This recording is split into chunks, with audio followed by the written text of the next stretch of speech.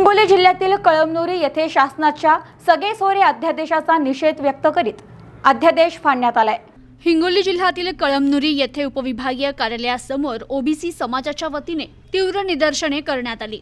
जालना जिल्ह्यातील अंबड तालुक्यातील वडगोंद्री येथे ओबीसी समाजाचे प्राध्यापक लक्ष्मण हाके आणि नवनाथ वाघमारे, ॲडव्होकेट मंगेश ससाणे पुणे येथे प्राणांतिक मार्ग अवलंबला आहे।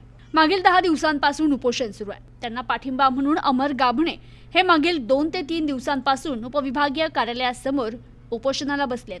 प्राध्यापक हाके आणि त्यांच्या साथीदारांच्या मागण्या मान्य करून शासनाने सगळे सोयरे काढलेल्या अधिसूचना रद्द कराव्या। न्यायमूर्ती शिंदे समितीने शिफारस केलेल्या 57 लाख कुणबी नोंदी रद्द करण्यात याव्या। महाराष्ट्र राज्यात ओबीसींसह सर्व जातींची जातीनिहाय जनगणना करावी। या सर्व मागण्या शासनाने त्वरित मान्य कराव्या। तर या रास्ता रोको आंदोलनादरम्यान आंदोलनकर्त्यांनी रुग्णवाहिकेस रस्ता मोकळा करून दिला। आंदोलनात ओबीसी समाजातील महिला, पुरुष, लहान मुलं देखील मोठ्या संख्येने उपस्थित होते। यावेळी आंदोलनकर्त्यांनी आपल्या मागणीबाबत शासनाचे प्रतिनिधी म्हणून नायब तहसीलदार आणि पोलीस निरीक्षक यांना निवेदन दिले। हिंगोली जिल्ह्यात कळमनुरी येथे शासनाच्या सगळे सोयरे अध्यादेशाचा निषेध व्यक्त करत अध्यादेश या आंदोलनादरम्यान फाडण्यात आला। ओबीसी समाज आणि महिला कार्यकर्त्या आक्रमक झाल्याचं यावेळी पाहायला मिळालं। ओबीसी आरक्षण वाचवण्यासाठी आज आमचा ओबीसी बांधव हा रस्त्यावर उतरलेला आहे। महिला वर्ग सगळे आम्ही या रस्त्यावर उतरलेलो आहोत। आज आमचा हक्क जर कोणी शिनून पाहत असेल तर आम्हाला आवाज करायचा हक्क बनतो आणि आमच्या या हक्कावर जर कोणी गदा येत असेल तर आम्ही शांत बसणार नाही। कारण आमच्या लेकरा बाळांना उद्या भविष्यामध्ये तुम्ही आमच्याच तोंडचा घास जर पळवत असाल तर तुम्हालाही पण आम्हाला काहीतरी धडा शिकवल्याशिवाय आम्ही राहणार नाही। या ठिकाणी परवाच आम्ही वडीबोद्रीला जाऊन आलोत। आमचे 2 बांधव तिथे उपाशी तापाशी बसलेले आहेत। त्यांच्या ज्या तब्येती आता खालवल्या आहेत, पण आम्ही शांत आहोत। ते दोघं पण बंधू बिचारे शांत आहेत, शांततेने सगळं करत आहेत। आम्ही कुठल्या कमरेखालच्या भाषा बोलत नाही, आम्ही कुठली काही आवाजचे शब्द बोलत नाही।